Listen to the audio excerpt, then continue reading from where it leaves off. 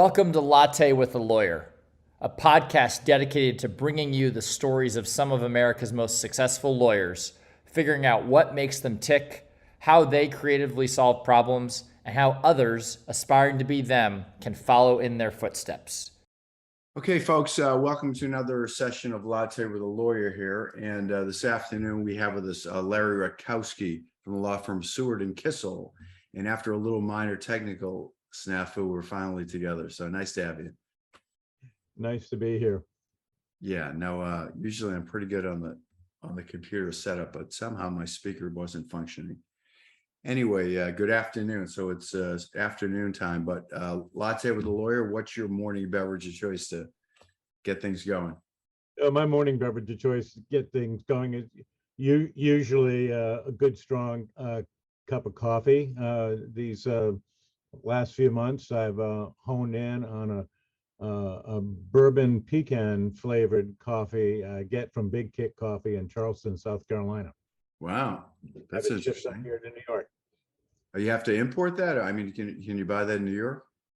You can buy it online from Charleston. I don't Big Kick Coffee. I'm not sure where they source all of their beans from, but they're generally fair trade, and they roast them down there.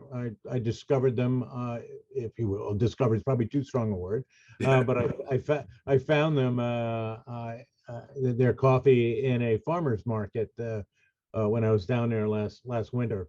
Oh, nice. Is that where you said this is nice? Is that where you go on vacation regularly, or is just a trip? I actually, my wife and I have a home out on Kiowa Island, South Carolina, that we've owned for a number of years, and it was one of the reasons that I'm now, in addition to being a senior counsel at Seward Kissel, and adjunct professor at the Charleston School of Law. Oh, nice.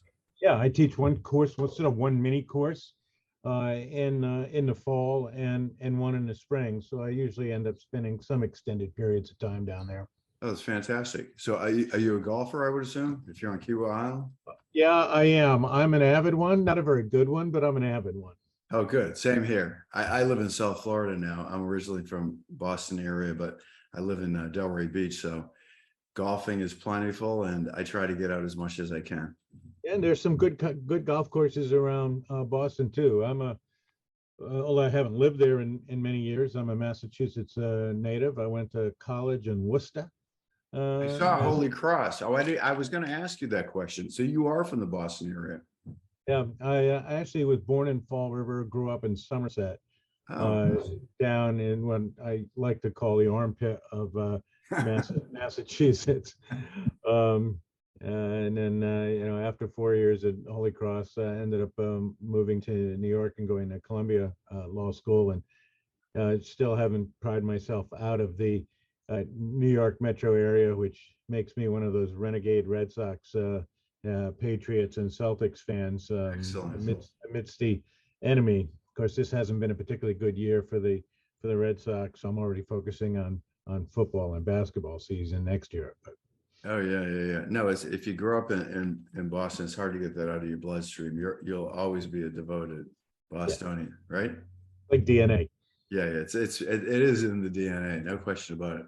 Well, Worcester's become quite a little sort of place to be now as it goes through a Renaissance period, right? Yeah, it does. I get back there from time to time among some of my other, what I'll call nonprofit ventures. I helped organize something called the Holy Cross Lawyers Association, which is an alumni affinity group at the college for those people who went on to careers in law, whether it was paralegal, lawyer, judiciary, social service worker in the justice system. Yeah. So that brings me back to Worcester a couple times a year. Oh, good. Yeah. No, I actually, it was one of the schools my daughter looked at was Clark. I really wanted to go there. I really like what they've done to Worcester. It's a very neat city. And I thought the school would have been perfect for her, but she chose otherwise. So yeah, well, kids have a tendency to have their own minds. But I remember it's been a long time since I've been to Clark University, but I went there to see Bruce Springsteen perform when he was just making the transition from bar band to the mainstream. Wow. That's pretty exciting. Yeah, yeah, it was still one of the best concerts I went to. Of course, that dates me, It's okay. since some people who listen to this podcast will probably be asking the question, "Who's Bruce Springsteen?" But No, I don't think so. I recently we went to see Billy Joel play up in Orlando in the winter. I was actually like I live in South Florida, so it was like a really cold evening, and I got to listen to Billy Joel. So he's kind of the same vintage, and he was amazing. yeah, absolutely. I've seen him at Madison Square Garden. Yeah. He's still very good. So listen, I looked at your background. It looks like you've done some pretty interesting things. Tell us about the kind of law that you practice and how you got there. Well, it's kind of interesting, I suppose, for some people. For others, less so. I got started almost by accident. I mean, my specialty in the broad sense is in corporate finance. In the more narrow sense, it's corporate finance for people involved in the international shipping business. Right. It's not something that when I was in law school I thought was going to be my goal in the legal world. Yeah. Never gave it much of a chance, much of a thought. But I started work for a law firm that had some clients in the area, ended up getting assigned to those clients, and now 40 plus years later, I can probably immodestly claim to be one of the deans of that area of the law, probably because there aren't too many of us, Right. and certainly not that many of us who have practiced as long as I have. So that's how I got involved in it, and just randomly getting assigned to some transactions, liking it. I'll be honest and say at the time, one of the things that was interesting about it was that it was very entrepreneurial driven. It was a relatively speaking unregulated area of the law. By that I mean, there was no Securities and Exchange Commission, no FCC, what have you. You Yeah. picked the regulatory agency. There was nothing like that oversaw shipping generally, and so it was kind of freewheeling, fast moving sort of business, and again very entrepreneurial driven. A lot of family owned companies. Things have evolved over time. Public offerings, consolidation in the industry, so it's changed over the course of those 40 years. But it still has its very interesting, intriguing, occurrences and happenings. You can't. We all know, just looking at other parts of what's going on in the world today, like the conflict, the Russian-Ukraine conflict. If you read about that, among the other things you see is the impact on the international grain market. Right. And the UN brokered, truce that's allowed grain to finally be exported from Ukraine. A year before that, shipping was once again on the front pages because a ship got stuck in the Suez Canal. Yeah, I was going to ask you about that. I mean, that was quite an interesting event, wasn't it? Which impacted commerce, globally. So it's always been interesting to be part of an industry that is, relatively speaking, in the background in the United States, but has big ramifications, globally. And then, of course, you did your research. I had my Andy Warhol 15 minutes of fame when I was a talking head on cable TV about Somalian piracy. So again, something that most lawyers in the corporate finance world would never have come close to, and there I was helping to negotiate the release of an American-owned tanker from the grips of Somali pirates. Amazing. So give me an example, like the kind of case you work on related to the shipping industry. Like, The kind of things that I work on. yeah, Generally, my specialty is in financing the acquisition, sale of ships and shipping companies, working on their capital structure. So it can be something simple, like a sale of a vessel, something that's relatively simple. I mean, ships are more complicated commodities than houses, right? yeah, International ramifications of every single shipping transaction. So I can get involved in the simple purchases and sales. I can get involved on behalf of one of the parties to a transaction to finance the acquisition of a vessel, or more than one vessel, or a fleet refinancing, or an IPO. So I'm much more industry focused than I am product focused in a way. yeah. Like other lawyers are. There are some very esoteric areas of what I do too. One of the things that I advise on fairly regularly are the rather obscure rules concerning who can own a U.S. flag vessel engaged in the U.S. coastwise trade, and what those citizenship ownership requirements mean to the capital structure of a company engaged in that business, because shipping is a capital intensive industry. Right. And the ways you finance that industry have changed a lot over the years. Much more participation by hedge funds, private equity funds, et cetera. Whereas when I got into the business, almost all financing was sort of like one vessel, one bank, one owner, a transaction, relatively simple. Oh, so hedge funds get involved. So you're talking about a large order of magnitude of capital. Yeah, because a brand new VLCC, what the normal folks would think of as a supertanker, Yeah. could be $100 million. Right? Okay.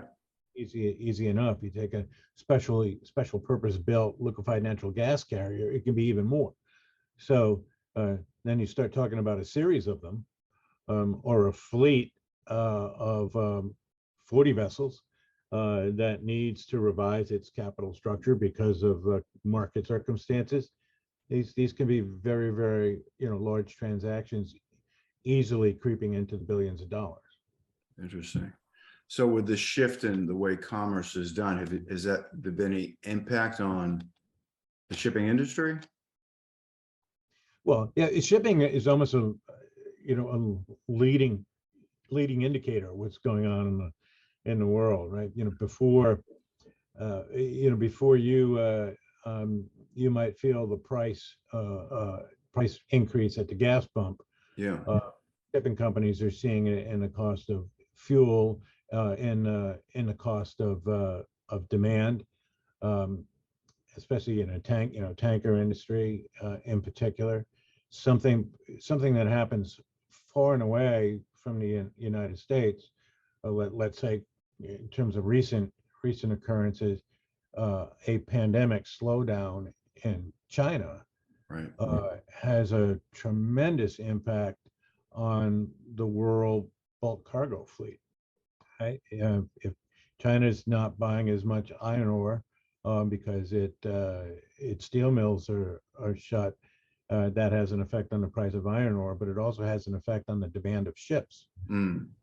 With the exception of the big container lines that run these scheduled services, much like a commuter train or an airline, most of the rest of the shipping world is done on contract by contract basis. And yes, people can lease in or lease out. In maritime nomenclature, that would be charter a vessel for a fixed period of time. But those fixed periods of time tend to be short in this environment, as people speculate as to which way prices are going to go, and demand is going to move. So you can have ships idle for long periods of time, only to get one contract that will carry a cargo from, San Diego to Hong Kong, Mm. or vice versa. So it's an industry when writ large. When you think about it, it doesn't act. It also doesn't act as one. It doesn't move all in the same direction. You can have disruptions in the oil and gas market that have relatively little spillover effect to bulk cargoes. Right. So you can have some segments of the industry that are strong, while others are weak. As the price of oil goes up, for example, the business of the offshore fleet servicing rigs, in the Gulf of Mexico and elsewhere, that business booms. The price of oil comes down, that business can collapse, and that can be completely independent of anything else that's happening in the dry cargo world. So I apologize for rambling. No. It's curious. I mean, I don't know anything about it, so that's why I'm just curious. But I guess my sort of on a macro level, I mean, still are more and more things being moved around via ship as opposed to, just based on political considerations. People maybe pulling in more, and with the advent of e-commerce, and I'm just wondering, like, how much does that have an impact on just moving goods via the shipping industry? I would say relatively little impact, because the bottom line is there's really only one efficient way to get large shipments of cargo from one point in the world to the other. You can't carry oil from Saudi Arabia to Houston, Texas on an airplane. Right. So that's going to be shipped. And goods that are manufactured in China that are going to hit the shelves of Target for the holidays, they're gonna need to come over on a container ship. So I'd say how things are going in the economy as a whole. Yeah. The American economy is booming and the dollar is strong. We're going to be importing more. And the converse, also true. That may have a macro effect on shipping, but e-commerce itself, whether you order it online or buy it at a store, it's still got a starting point. Yeah, the goods still has to show up. Yeah. Okay, got it. So I think e-commerce has had relatively little impact on. Well, maybe I should talk more about globalization versus an America first policy. Maybe. I mean, maybe that has more impact, right? Yeah. Well, I think before it was called America first in the history books of economics, it was called mercantilism, right? Right.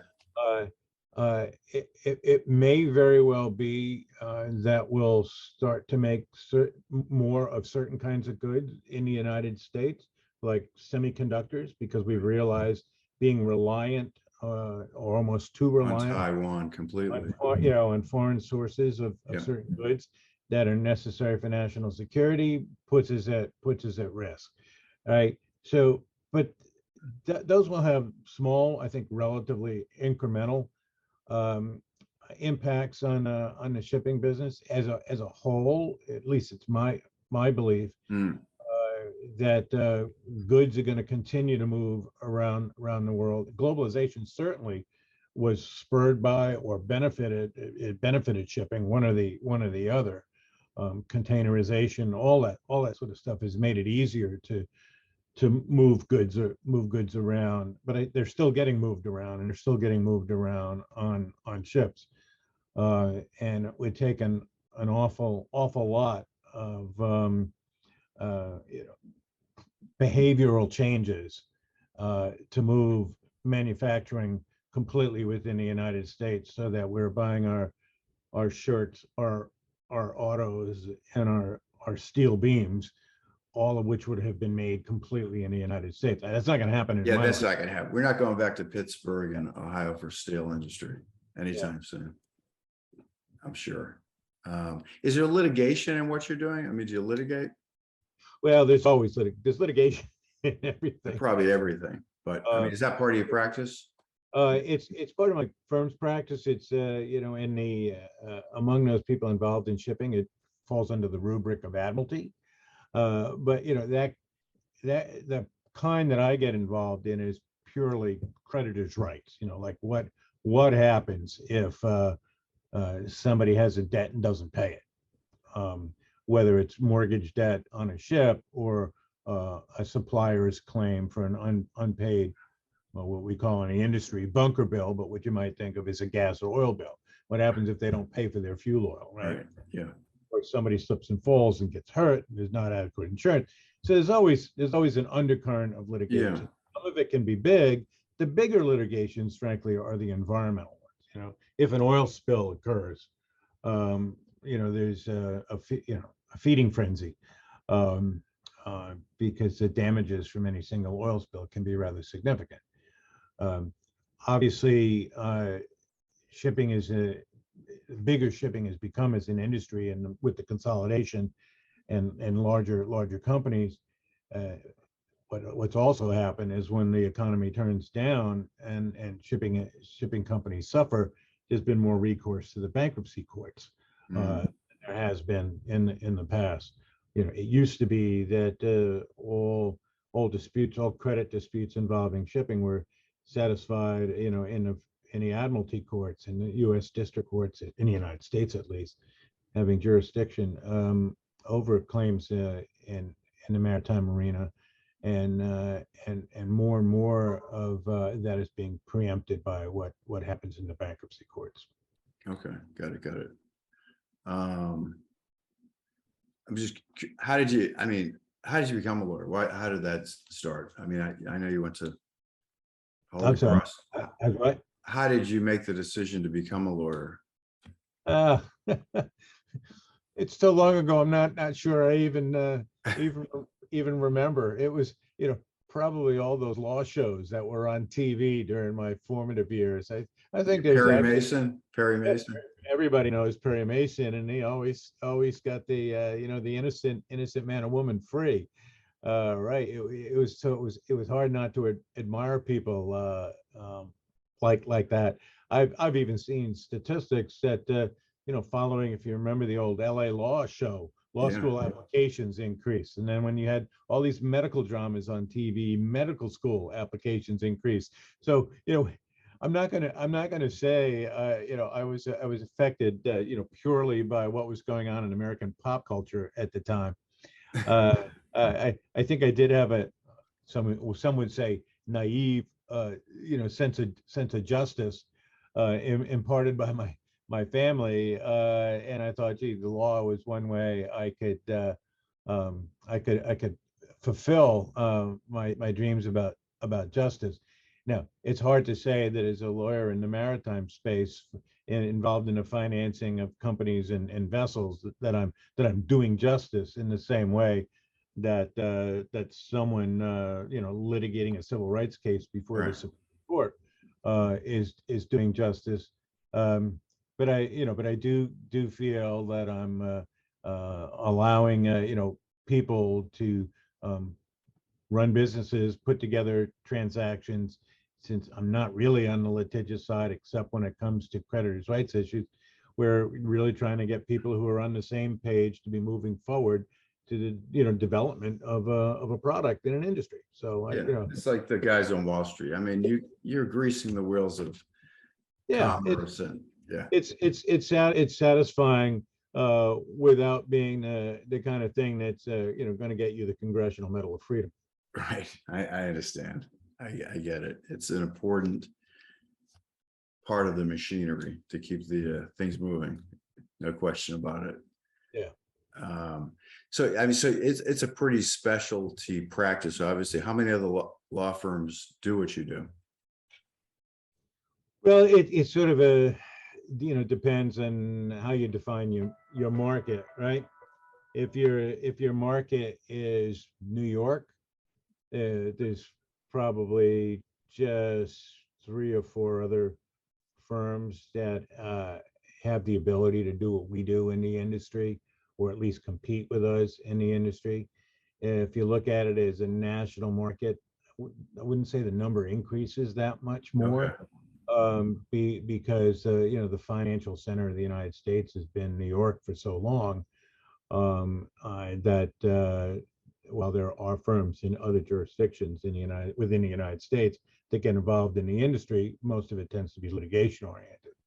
If you look at it globally, and you start adding up the firms in London and in Hong Kong, Singapore, and other major both financial and shipping hubs, then the number increases significantly.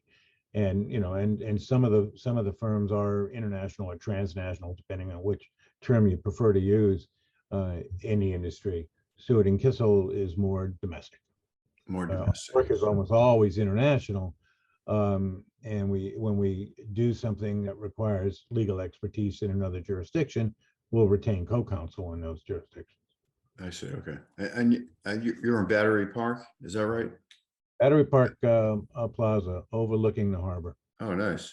Are you going back into the office these days? I generally not. We're on a 3-day a week in the office policy. I'm a little more senior than most, as you can see. As a consequence, I have the ability to work remotely, more often, and so my office tends to be wherever my laptop is. Got it. So where's your laptop today? Well, my laptop today is in New Jersey. Okay. But in a couple of weeks, it'll be in Kiowa Island. It'll be in Key West. As soon as the weather breaks and the hurricane season slows down. Yeah. Yeah, I know. I'm holding my breath that we get through the season without any big storms. Yeah, yes, I'm crossing my fingers as well. Right. No, particularly where you are. I mean, I feel like the Carolinas almost have more exposure than any place, right? Would you agree? It's sort of it's even that's sort of interesting. North Carolina gets whacked all the time, right? Yeah. Cape Hatteras and the islands out there. The fact that they're still around is somewhat of a miracle. Yeah. South Carolina, I would say historically less. It's like hurricanes would either go into the Gulf, they'd hit Florida and then go up and hit North Carolina, or on rare occasion, they would move north of Florida and have their impact in South Carolina. But that was really rare. I say was really rare because I still remember a few years ago, like Charleston Magazine running an article about the 25th anniversary of Hurricane Hugo, which maybe I've got the wrong, maybe it was the 30th or 40th, I don't know, but it was some big anniversary of Hurricane Hugo, which did an awful lot of damage to Charleston, and was one of those rare hurricanes that just did a beeline Charleston Harbor. And Kiowa got lucky because we were on that part of the wind flow where we got mostly the wind from onshore, so it wasn't blowing the ocean water onto the island. But when I saw that front page article, cover story in Charleston Magazine, I sort of said, what are they thinking? This is like, this is the equivalent of watching TV and saying, well, this guy hasn't hit a home run in 38 at bats, and then boom, the ball goes over the fence and the team loses. Since that article appeared, there have probably been several. I know there have been several hurricanes that have significantly impacted the Carolinas, some worse than others, but Matthew and Michael, Flo, all did significant damage in South Carolina. And Charleston's a very low-lying city. Yeah, low-lying. Well, I used to go to Hilton Head a good bit. I can remember storms coming in there. There's always some tropical storm, but yeah, I mean, it's just a part of living on the Southeast coast. I mean, it goes with the territory. Yep. So, but come October, November, it'll be really nice again. Yeah. The weather, where we are down there, we talk about the shoulder seasons being the nicest. Right. The summer can be too hot, too humid. Fall and spring are wonderful, and winter's okay. It's just not South Florida. If I go and golf if I'm down there in January, I can go and golf, but I'm going to be golfing in 55-degree temperatures, not 75-degree Right. temperatures. That's right. That's exactly right. But it beats the 35 that will be here in New Jersey. So Yes, absolutely. Yeah, no, I certainly appreciate that. So what would your advice be that to somebody who is thinking about going to law? Would you tell them to go in the kind of law you're doing? What would just general advice about becoming a lawyer? What would you say? well, there are so few people who do what I do that it would be hard to say, set this as your goal. It's been I've had a lot of fun. It's been profitable. All the things that should be good about the practice of law have been good during my tenure in the business. So I have no complaints. I don't look back with any regrets, whatsoever. I've built relationships around the globe. The international side of shipping has just been, made it that much more interesting. And I think the law still holds a lot of good and interesting things for people. On the other hand, maybe rather than ask me whether somebody should go into the practice of law, I can look at my own two children as an example. Both boys, both saw me, both understood what I did. Yeah. One became an engineer and one became an accountant. Yeah. They looked at me and said, "I'm not doing that." Well, that so- answers the question, doesn't it? I guess. It does sort of answer the question. And of course law school itself has gotten so expensive these days. It wasn't out of hand when I went so many years ago. I think somebody looking at it today really needs to look at it hard going in. Is this something I want to do? Is this something I think will be interesting for the rest of my life? Or is it just something that you're going to do because you don't know what else to do? Right. I think if you fall into that latter group, you probably shouldn't. Yeah. Or maybe you should find a job as a paralegal for a year or so to get a sense at what it's really like. Because like any business, there's nothing, the law is not unique in this respect. There are some joyful moments, and there are some pretty horrible and routine, boring, and anxiety provoking moments. So enter into it with eyes wide open. Right. Know it's something you want to do before you actually make the commitment. Yeah, no, I would agree. That's good advice. All right. Well, listen, just